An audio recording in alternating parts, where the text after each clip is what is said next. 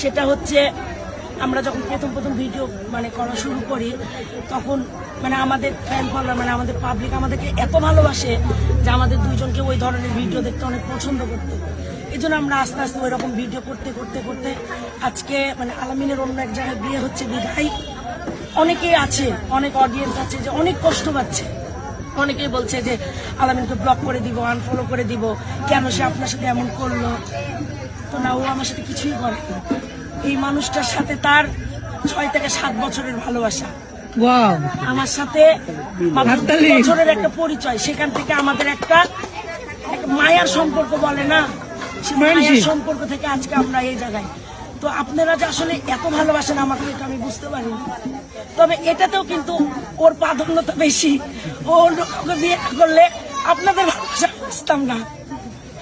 তো ওকে কেউ ভুল বুঝবেন না।